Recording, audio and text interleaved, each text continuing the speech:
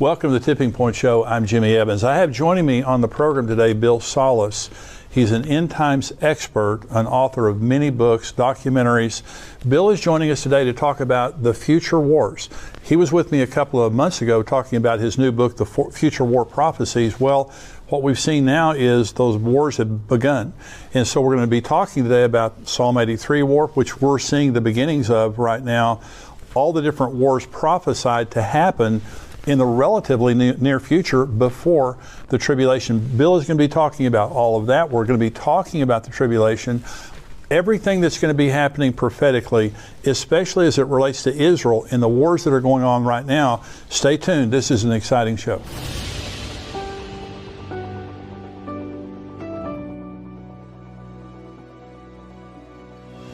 Welcome to the Tipping Point Show. I'm Jimmy Evans. I'm excited today to have joining me best-selling author and end times expert Bill Salus. Bill is the founder of Prophecy Depot Ministries. He's written many books about the end times, produced 14 DVDs, and he's an author and speaker I've learned a lot from over the years. And I'm very glad to have him joining me today because we're talking about the war in Israel and the prophetic implications of it. We're specifically talking today about Bill's new book, The Future War Prophecies. Bill, thank you so much for joining me today, and we're going to be talking about your book, The Future War Prophecies. And you were on the show a couple of months ago, and we were talking about this, but today, this is happening right before our eyes, isn't it? It really is. We had talked about the prophecies that we thought would be coming fairly soon. Now we think they're coming even sooner now in light of what's going on in the Gaza, like Psalm 83, the Arab-Israeli conflict, Isaiah 17, the destruction of Damascus, probably even Jeremiah chapter 49 dealing with the disaster in Elam. On a modern-day map, you would have Elam, which hugs the Persian Gulf, and you have Persia, which is the other portion of Iran. So we're looking at prophecies written several thousand years ago that are stage setting and about to unfold, in my estimation, Jim. And you talk about God's peace plan. And I want you to go through this because we're going to talk about the Psalm 83 war, which really is unfolding right now. And you wrote a book on that back in 2013, 2014? I did, absolutely. Psalm 83, The Missing Prophecy Revealed, How Israel Becomes the Next Mideast Superpower. And we're going to talk about that war that is really happening right now. Let's talk about God's peace plan. Now, related to the Mideast peace, the Biden administration, I'm thankful for the military support the United States is giving Israel. This war probably would have been escalated beforehand without all the military presence of the United States. However, the Biden administration is pushing hard for a two-state solution. So why is that important? Right. Well, he's following the same failed footsteps of his predecessor. Clinton, of course, tried to do it in 2000 at the Camp David summit with Ehud Barak, the then Prime Minister of Israel, and Yasser Arafat. Of course, Yasser Arafat walked out when so much was offered, but he didn't accept it. And then, of course, George Bush tried the same thing in 2005, and even Obama with John Kerry in 2014. Matter of fact, I introduced this peace plan that we're going to talk about in Jeremiah chapter 12 at that time in April 2014 on the Daystar program with Marcus and Joni, and she'd asked me because there was negotiations going on with John Kerry and Mahmoud Abbas for the Palestinians and Netanyahu, of course. And she said, what would I tell John Kerry in light of what's going on? And this was, of course, after that show that those peace talks fell apart like 2 weeks later, as I anticipated they would. So what we talk about here in the next moments are going to be what God had planned for the Middle East peace plan, knowing of all the conflicts that were inevitable to happen, foreknowing what was forthcoming.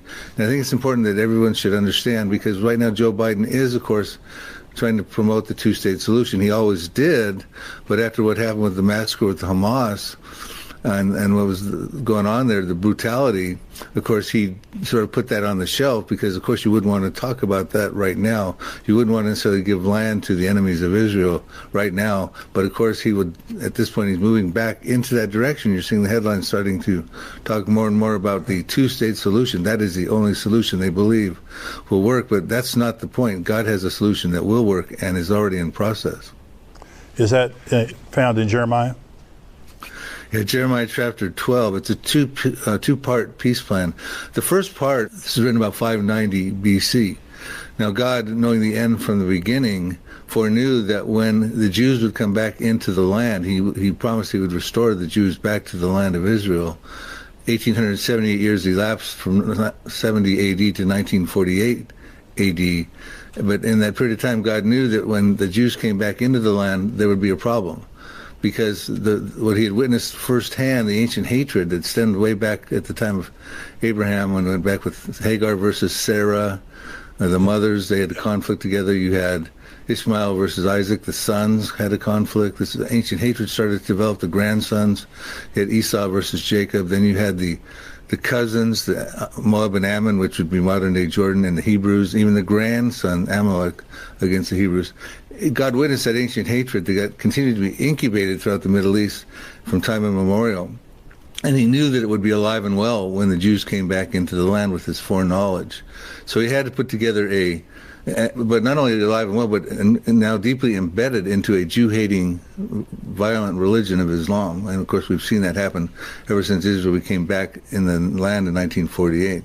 So he knew that was going to be the case, but he's a very compassionate God, Jimmy. And you're going to see in his plan here, he's so long-suffering that he wishes, of course, none would perish. That's why he sent his son, Jesus Christ, even those who were worshiping the false god of Allah. And we're going to read about his compassion for them. But they all would have put their faith in him and have eternal life in Jesus Christ. That's our God that we serve, Jimmy. Yeah. So he knew he'd have to do a resettlement plan. This is the ultimate land for peace plan. And he told Jeremiah how this would work. Of course, everyone's out of compliance with it. The politicians don't know about it.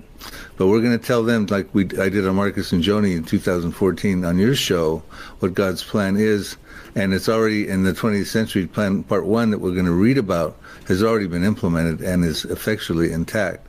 Wow. And what it says here, thus says the Lord, against my evil neighbors. Now notice that, neighbors in the neighborhood, he's calling them evil, not calling them good, who touch the inheritance which I have caused my people Israel to inherit. Of course, that's the promised land. Behold, I will pluck them out of their land and pluck out the house of Judah from among them. And we'll stop there. Evil neighbors, they got to be resettled. These are Arabs who were living in what was formerly called Palestine. He's going to pluck them out. Forceful language. They're not going to go voluntarily. He's going to pluck them out.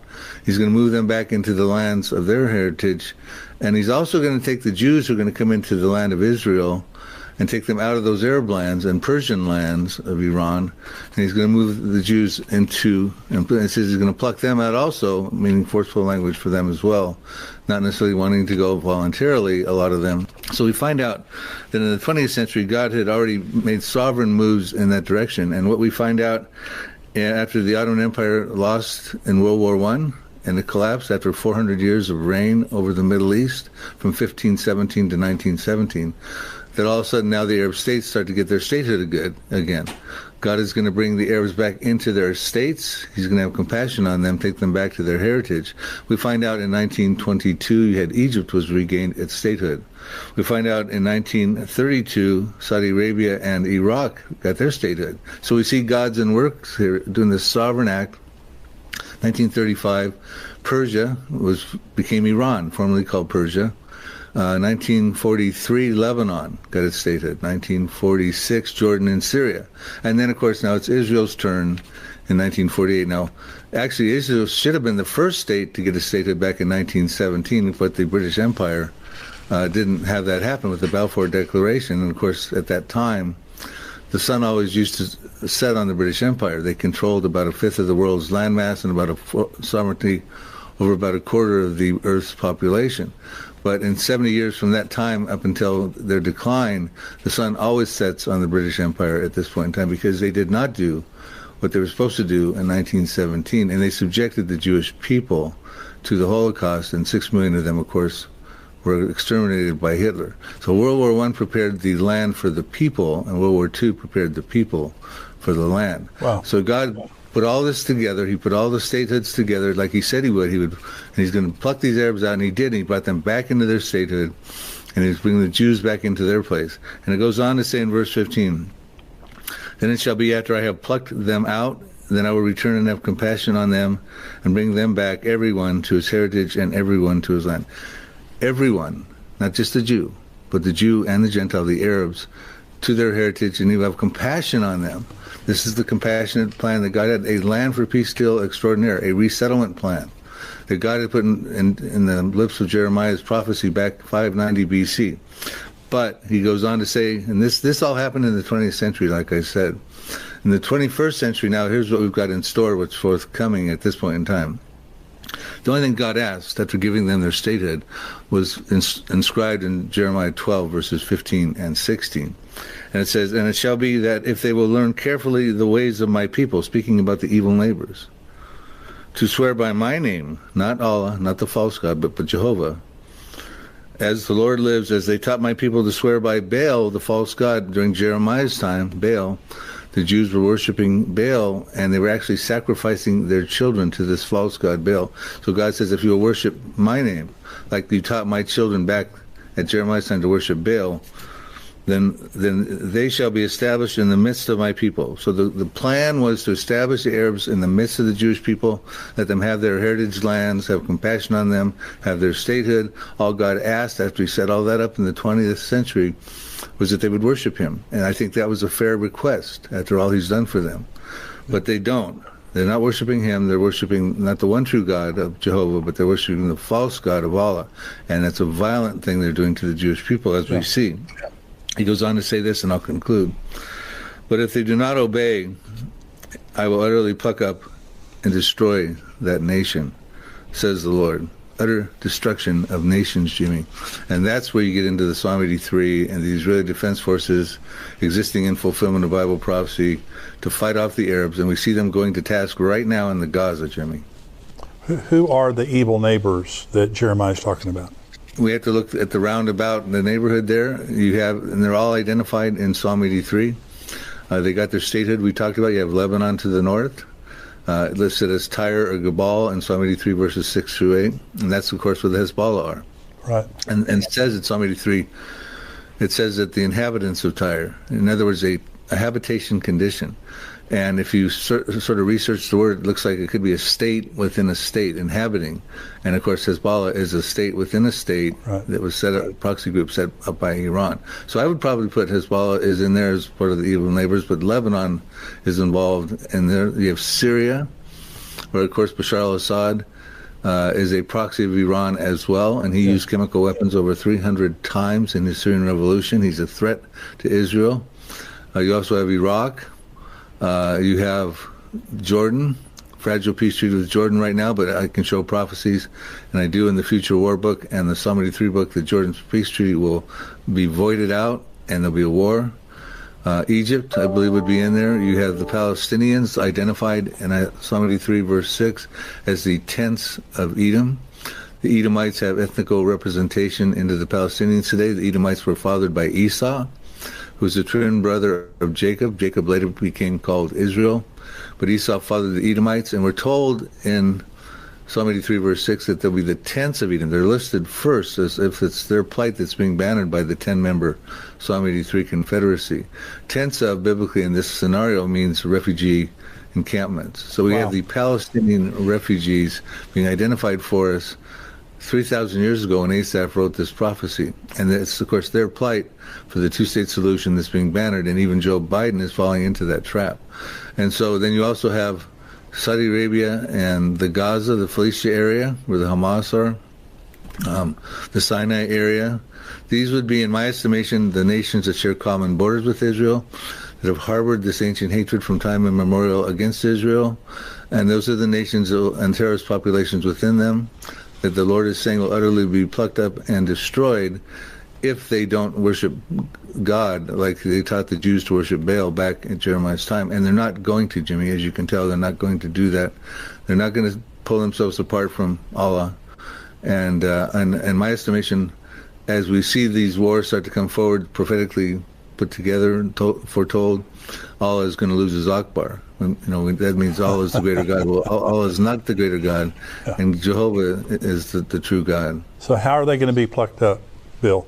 I mean, if God says that these evil neighbors are going to be plucked up, does that go back to Psalm 83? I would turn our attention to Psalm 83, but within Psalm 83, It talks about the goal of the Confederates in the first 5 verses. It says they want to come together. They form a crafty plan to wipe Israel off the map, to cut the nation off, that the name of Israel can be remembered no more. It says they form a confederacy against the Jewish people, against God's people. God's people. Then it goes on in Psalm 83 verses 6 through 8 and identifies who they are, which we just did, the evil neighbors that got their states, that are not worshiping God as they're supposed to. They're out of compliance with God's peace plan. They will utterly be plucked up and destroyed. Then Asaph goes on through verses 9 through 18 to conclude the psalm and petitions to God how he would encourage him to respond to this belligerent Confederate attempt to wipe Israel off the map.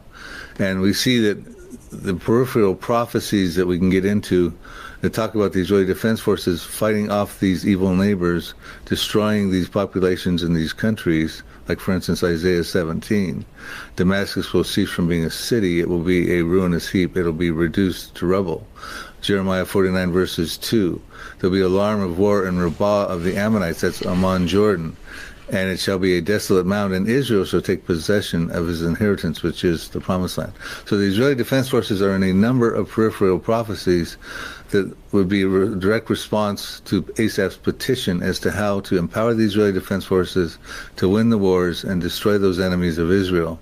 And I can get into the examples he used, but I don't think that's necessary at this point of the show, because I want to draw our attention to Zechariah chapter 12, verses 2, which says the time is coming when these evil neighbors will make a final siege on Judah and Jerusalem. It says, behold, I will make Jerusalem a cup of trembling or dizziness or intoxication in some translations unto all the people round about, the evil neighbors, when they try to lay siege on both against Judah and Jerusalem. So we're going to find out there'll be a final siege attempt on Judah and Jerusalem. Of course, they think Jerusalem is the third holiest city in Islam, even though it's not mentioned one time in the Quran. But they think it's the third holiest city in Islam. Of course, that's where the Temple Mount is, and Jordan has control over that. So they're going to take a final siege on that, and what's going to happen is the Lord's going to intervene. And we're told in Zechariah 12, verses 3 and 4 and 5 and 6, that the Lord is going to intervene supernaturally. He's going to level the playing field. I get into the things that are going to happen. If time permits, we can go over them in this show. But he's going to divinely intervene and work in concert with the Israeli Defense Forces. And when he levels the playing field, we're told in Zechariah 12, verse 5, that the Israeli Defense Forces are going to be gaining so much confidence because they've seen that the Lord has divinely intervened on their behalf. And ultimately what it says, and I'll read Zechariah 12, verse 6. It says, in that day that they try to lay a final siege on Judah and Jerusalem, the countries round about, the evil neighbors, I will make the governors or the captains, read that as the Israeli Defense Forces of Judah, like a fire pan in the woodpile, and like a fiery torch in the sheaves, and they shall devour all the surrounding peoples, all the evil neighbors, on the right hand and on the left hand. And of course, all those countries we listed are on the right hand, and on the left hand of Israel, the nations round about, the evil neighbors. But Jerusalem shall be inhabited again and in its own place, Jerusalem. So they're going to try to take Jerusalem away from Jewish sovereignty. They're going to try to have a Palestinian state. That's the goal of Psalm 83. They don't want a two-state solution. They want a state called Palestine. They don't want an Israel. Two-state solution will not work. It'll play into the hands of the enemies of Israel. That's right. And ultimately, Jerusalem will be inhabited by the Jewish people. And that's when Israel can dwell securely, which is a prerequisite for Ezekiel 38. Hey, before we go to the next question with Bill, and I hope you're enjoying this because this is intriguing concerning what's happening in Israel, I just want you to know we have endtimes.com. That is our full website where we have all of our podcasts, all of our articles, everything that we do to keep you up to date on what's happening in the world, Bible prophecy, what's happening in Israel. If you haven't subscribed yet, go to endtimes.com, $7 a month. You can be a subscriber and you get everything that we do.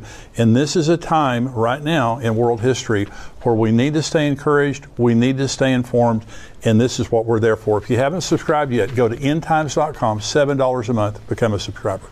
So do you think, and I want to put on the screen because you were talking about prophecies involving the Israeli Defense Forces, and we don't have to go through all of these specifically, but we're going to put on the screen here, there's Israeli Defense Forces versus Iran, that's Jeremiah 49, versus Syria, Isaiah 17, Jeremiah 49 versus Hamas, Zephaniah 2:4, Ezekiel, then Psalms 83, Palestinians, Hezbollah, Jordan, Egypt, Saudi Arabia, and the hostile neighbors. And so all of these prophecies are there, which you see conflict with many of them right now with the IDF, and the ones that aren't in conflict today are rattling the sword, including Jordan.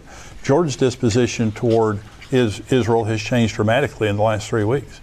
And so they did have kind of a pseudo peace, but now they've changed their disposition a lot. So this is all prophesied. So Bill, let me ask you this question, and I want to talk about the tribulation and pre-tribulation prophecies. So you believe that what we're witnessing right now is the beginning of the Psalm 83 war? I think there's three things I'm watching pretty closely, Jimmy. I think they will ultimately culminate in the utter destruction of those nations that are out of compliance with God's peace plan in Jeremiah chapter 12. And I think the sequence of events, and I could have this off, but I think it's going to be involving a war with Syria and a war with Iran. Iran, of course, will call on their proxies, Hezbollah. They've already got Hamas into the fray, of course. Right. Syria and the Houthis, of course, have also lobbed a missile at Israel at this point. Shiite militias in Iraq. The Jeremiah chapter 49 prophecy of Elam talks about a disaster on the west coast of Iran, written in 596 BC by Jeremiah. It says that there's going to be a time coming, and I believe that time is now, where the Lord is fiercely angry with the leaders of Iran, because he says he's going to destroy from there the kings and the princes. And the reason that he's angry with them, and he's going to bring about a disaster, the prophecy talks about, in that area on the west coast of Iran, is because they want to launch something lethal somewhere, and I believe that would be at Israel. And it says he's going to break the bow of Elam at the foremost of their might, so they won't be able to do that. Now, one of the things as we're watching this conflict with Hamas going on, we're not hearing anything about Iran's nuclear program. We're not hearing about IAEA inspectors going in and saying, hey, listen, we've got Iran in check. They're building their nuclear weapons. Well, 2 weeks prior to the conflict, on October 7th with the Gaza and Hamas, we were told that Iran was 2 weeks away from having enough sufficient fissile materials to make a nuclear weapon. Yeah. So in my estimation, Iran is moving fast forward in turbo mode to get not one, but maybe multiple nuclear weapons. Maybe one of the reasons they're not calling on their proxies to go full throttle in this Hamas-Israel war just yet. I mean, I'm speculating, but I think they are moving in a rapid direction to get a nuclear weapon. But the prophecy says he will break the bow at the foremost of their might, so they can't launch their nuclear weapons, apparently at Israel, is what I'm thinking the concern is. And when we look at what's going on in Iran, that west coast, that Elam territory, which hugs the Persian Gulf, it is where Iran's got all of its underground missile silos, portable rocket launchers, its underground air base, its intercontinental ballistic missiles, which can hit Israel in 400 seconds, which is 6.66 minutes. They can put nuclear warheads on those. It's where all their missile defense systems are. Of course, that's the closest place to Israel. And, of course, it's the closest place to defend Iran proper from Israel and any other enemies. So that prophecy I'm watching for, it could happen before Isaiah 17, but Isaiah 17 could also happen, which talks about, Isaiah 17:1 says, the burden against Damascus, it shall cease from being a city, it will be a ruinous heap. And we're told that is caused by the children of Israel. We're told in Isaiah 17, verse 9, that in that day when Damascus ceases from being a city, it will be as a forsaken bough and an uppermost branch which they left because of the children of Israel, and there will be desolation because of the children of Israel. The Israeli Defense Forces in Isaiah 17:14 says, then behold, at eventide trouble, and then before the morning he, speaking of Damascus in the masculine pronoun, in the morning he is no more. This is the portion of those who plunder us and the lot of those who rob us. Remember, they're going to try to lay siege on Judah and Jerusalem ultimately. They're going to try to rob and plunder. But Damascus will be destroyed. Matter of fact, Jeremiah chapter 49, verses 25 asks a rhetorical question, also dealing with the destruction of Damascus, I think from a different camera angle. It says, why is the city of my praise not destroyed, but your city, Damascus, is desolated? I'm paraphrasing. Why is Jerusalem not destroyed, but Damascus is going to be destroyed overnight? So one night we're going to see Damascus, but in the morning we're not going to see it anymore. And Israel has the type of weaponry, probably a tactical nuclear weapon, to take out a city overnight. And they have to be careful where they launch it at the burst altitude so that they don't bring up the mushroom clouds with all the contaminated particles, but they know what burst altitude to launch a tactical nuclear weapon to take out a city, but not have that debris and the wind patterns blow it back into Tel Aviv and that sort of thing. You're saying that all of this, the Psalm 83 war, Jeremiah 49, Isaiah 17 is pre-tribulation? Is that what you're saying? I am, because when you look at understand the two compartments of the tribulation, 7-year tribulation, the first 3.5 years, the Israeli defense forces are very inoperable. They feel that they're in a peaceful mode because of Daniel 9:27 and Isaiah 28:15 talks about a covenant that gets confirmed by the Antichrist with Israel and the many. Isaiah says the many is death and Sheol. So in some of my books I put a face on who that is, but the point is they get a covenant.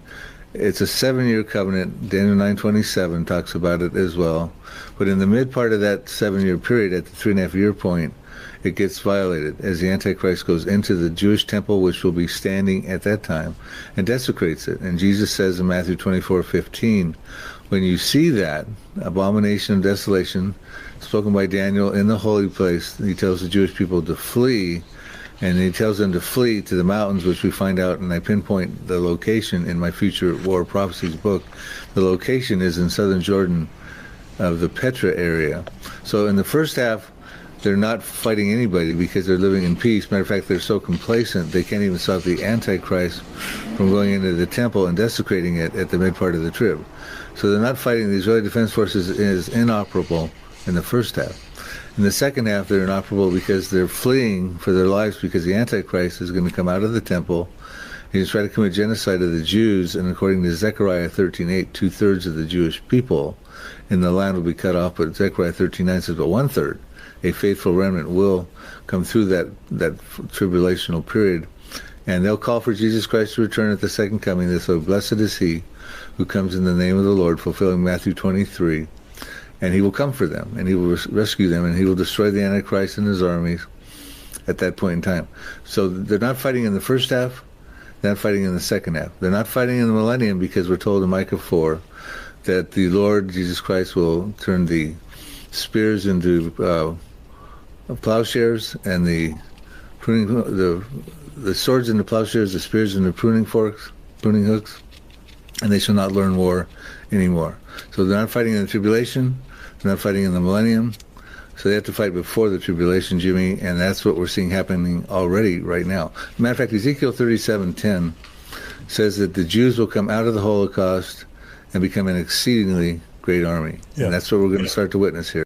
We have the wars that need to happen before the tribulation begins. And by the way, I want to mention again, your Future War Prophecy book, you talk about all of this.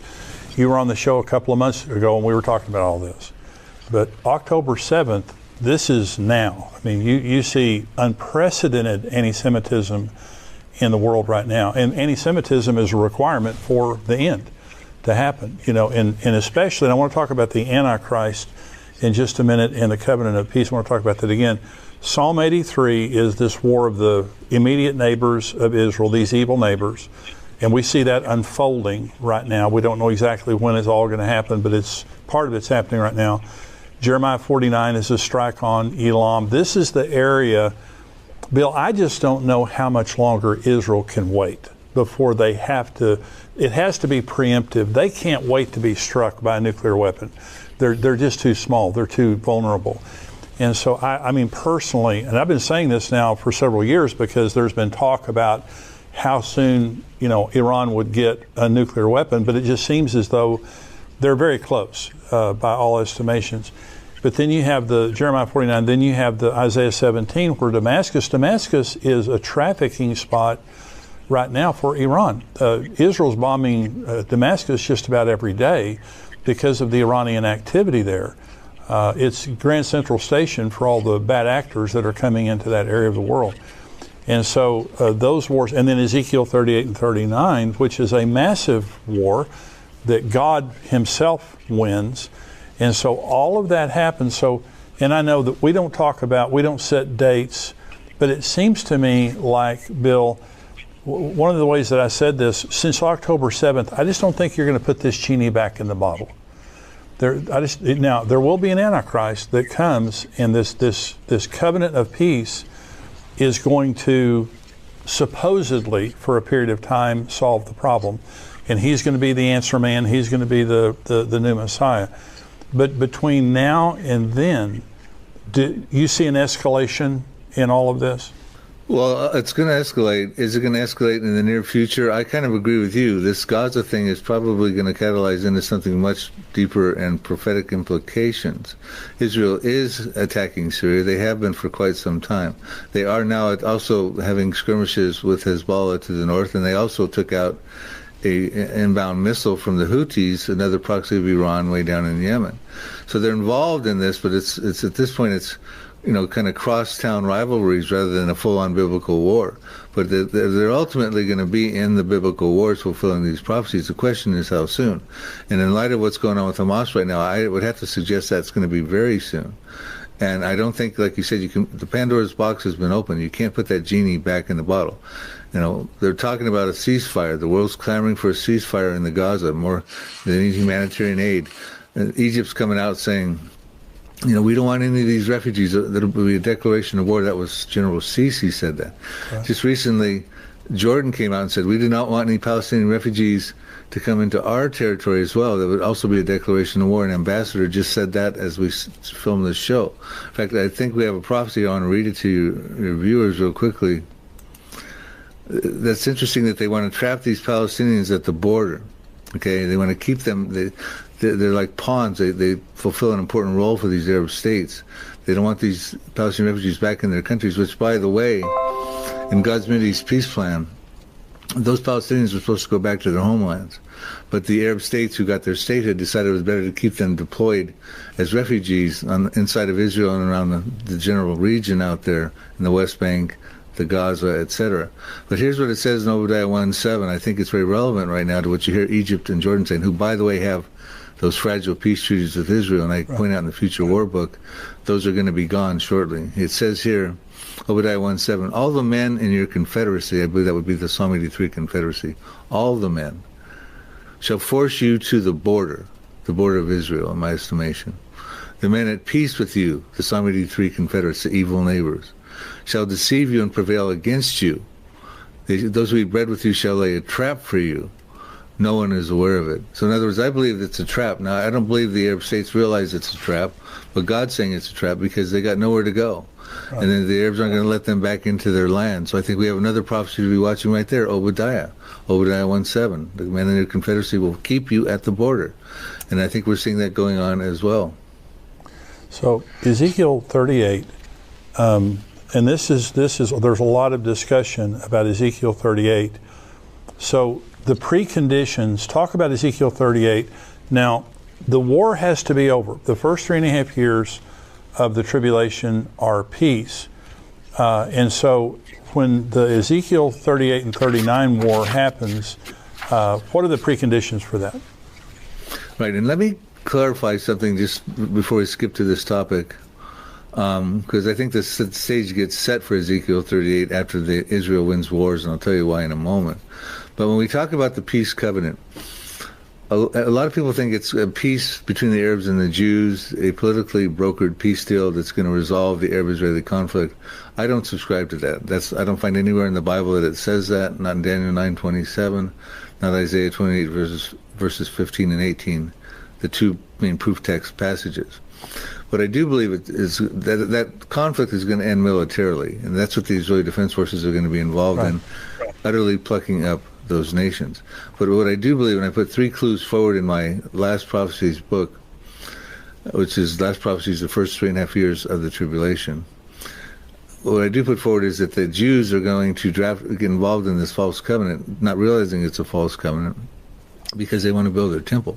It's going to facilitate their ability to build their temple. I put 3 clues forward as to why that's the case. I'll give you just a couple of them real quickly. One of them we're told in Revelation chapter 11, verses 1 through 4 or 5 in there.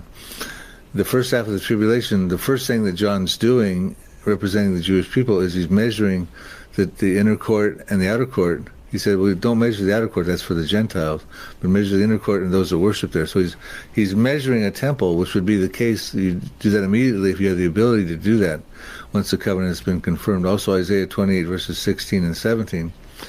Isaiah 28:15 talks about the covenant. It says, you'll make a covenant with death, you'll be in agreement with Sheol, so that when the overflowing scourge passes through, whatever that's going to be, and I put a face on that in my books, it will not come over you. You may sign on this in lies and falsehood. In other words, it's politically expedient for the Jews to sign this covenant so they can build their temple. They want to build their temple because they think that that will hasten the coming of the Messiah, because they don't realize Jesus already came as the Messiah. They think it's going to bring the Messiah, and he's going to take care of that overflowing scourge and usher them into the Messianic kingdom. The other clue it goes on to say, Isaiah says in 28:16-17, I'm paraphrasing, he says, don't be hasty with this covenant. He says, you think you're going to build the temple, the measuring rod, the cornerstone. He starts listing all the things that would be an ingredient to build a temple. He says, don't be hasty, because he's telling them the Messiah's already come, and the chief cornerstone, the sure foundation, all those things in the New Testament that talked about Jesus Christ. He's telling them those things have already come. So I think it's another reason why he's saying, don't your temple's not sanctioned. And I think that's another clue why that's what the true content of the false covenant is. Wow. And so the peace, obviously, Ezekiel 38 talks about when they're regathered, they're going to be living in peace, unwalled villages, when they're attacked by the Gog-Magog coalition. So the Psalm 83 war obviously has to be over by then, is that correct? There are preconditions, and unless these preconditions are met, Ezekiel 38 can't happen. And Israel has to be brought back into the land, regathered. This is Ezekiel 38, 7 through 12. Regathered from the nations, check mark, that's going on. In the latter years, check mark, we're in the latter years. Brought back from the sword of persecution, check mark. Into a land that had long been desolate, check mark. Those things are there, but those aren't the only preconditions. They must be a peaceful people dwelling tranquilly, living in a land of unwalled villages. They must be dwelling securely without walls, bars, or gates.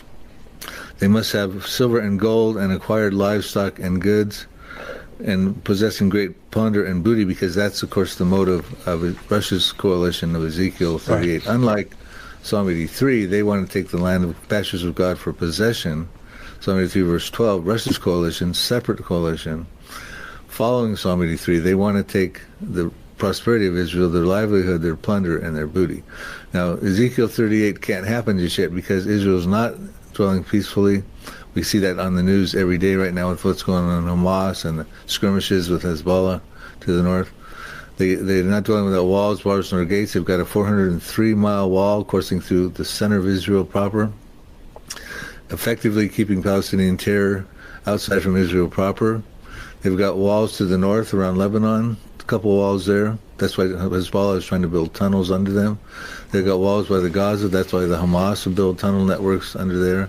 They've got walls down by the Sinai in Egypt. They've got walls even around Jordan. Matter of fact, Netanyahu recently touted he's going to fortify that wall even more around Jordan because they want to keep weapons smuggling that's coming through Jordan away from the West Bank. Matter of fact, Israel is the most fenced-in and fortified country in the world. Wow. And so they're not doing without walls, bars, nor gates. Matter of fact, they have to be dwelling securely also. He mentions that 2 times in this. The Hebrew words are yeshav v'tak. He mentions it twice. And it's not a security that's politically brokered. It's a security in his context because you've defeated your enemies and now you can dwell securely. Now you can tear down the walls, the security checkpoints and things like that. And so we ask ourselves, well, when is Israel going to dwell securely? And I'm going to take the liberty to tell you in Ezekiel 28, 10 chapters earlier, he tells us exactly when.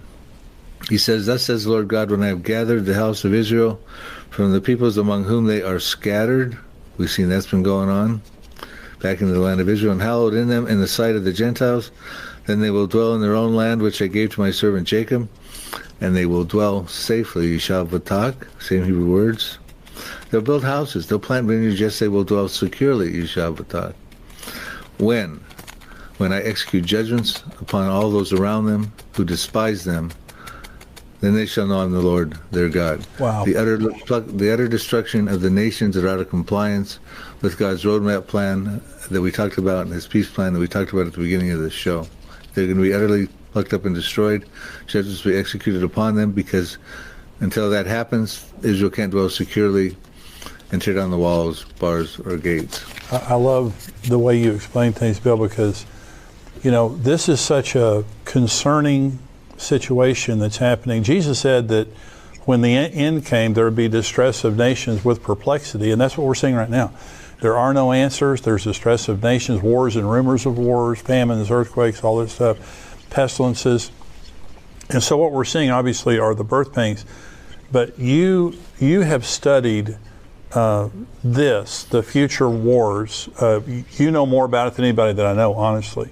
You've written about it more than anybody that I know. And so you've said something several times during this show, and that is, this is the way it is now, but this is going to change. And it will. We know the future in advance. We know that Jordan and Egypt are going to change. We know Iran's disposition. We know the future wars, and you've done such a great job in your book talking about it. There's so much more in your book than we've talked about on this show today, and I want to encourage people to go online. Now, Bill, where can people find more about your ministry and get their resources from you? Oh, yes, Jimmy, thank you. I invite them to come to our website, prophecydepot.com, Prophecy Depot, like HomeDepot.com. It's got an online store, books and DVDs. We have all my articles. We also have connections to our YouTube site, and we have a daily news site we put called Prophecy Headlines. Keep up relative news daily, every day, what we think is prophetically relevant. So come to prophecydepot.com. I want to encourage you to go on there. And Bill, thank you so much. And I want you're a regular on the show here, but I want to have you back, especially as the situation in Israel continues, because the future wars, we're going to see these things unfolding. And as they do, people have a lot of questions, and you've got a lot of answers. And on October 7th, before October 7th, you came on this show and we were talking about the future wars, your book, and all the wars we're talking about today. The difference today is we're seeing a tectonic shift in Bible prophecy beginning on October 7th. This is something I've never seen in my lifetime.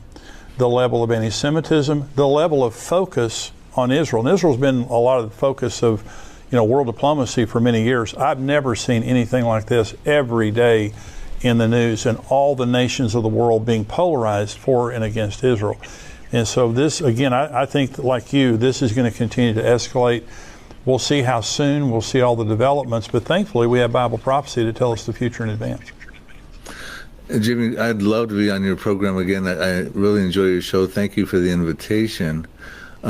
Basically, I do want to also mention there are a lot of people who don't necessarily agree with what I've been saying about Psalm 83. They think it's mainly just a prayer, or it's been historically fulfilled. There are others who believe the Elam prophecy was fulfilled by Nebuchadnezzar back in the Babylonian era.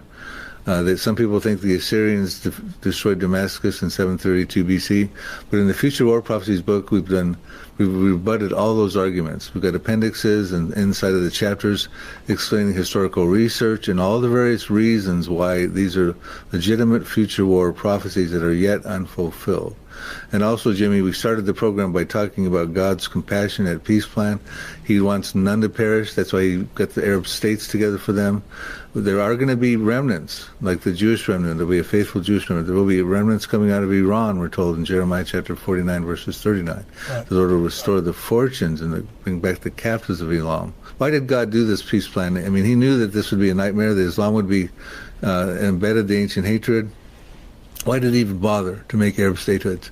Because he loves everyone.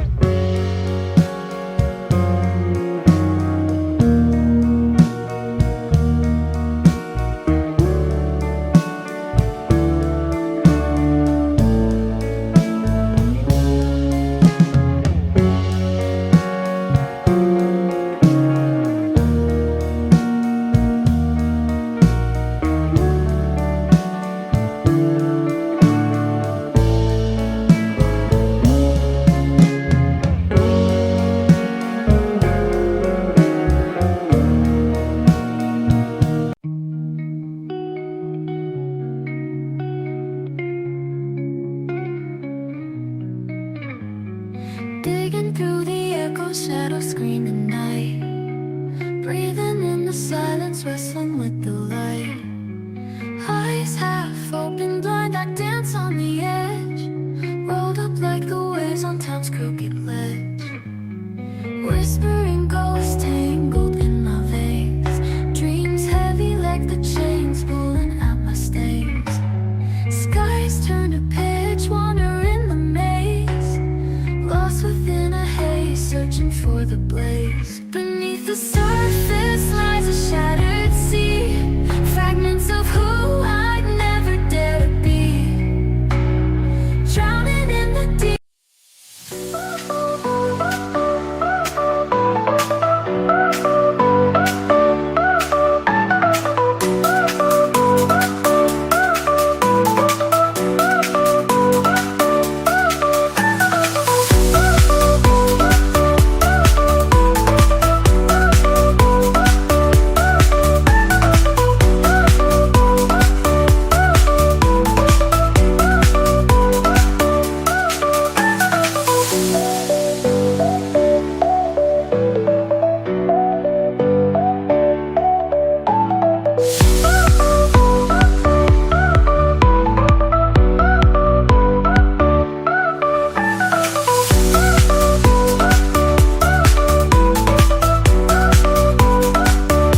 He loves those Arabs, and he's going to have remnant from them as well. As a matter of fact, in Iran, he's doing supernatural evangelism, dreams, visions, miracles, and healings, because he wants none to perish, Jimmy. I love it. Bill, thank you so much for being with me today, and I look forward to having you back soon. God bless you. Thanks, Jimmy. Thank all of you for joining me today on the Tipping Point Show. I hope you've enjoyed it. We'll keep you up to date on what's happening in Israel. Stay tuned to endtimes.com. God bless you. Bye-bye. That was a great interview. I hope that you really enjoyed that. Hey, if you haven't subscribed to my channel yet on YouTube, go ahead and hit the subscribe button right there, and also the like button. The subscribe button means you'll get everything that we put out on YouTube. It'll come to you automatically. The like button means more people will find out about what we're doing, and you can help other people by doing that. Subscribe and like, and thank you for joining me today. We'll see you again next time. God bless you.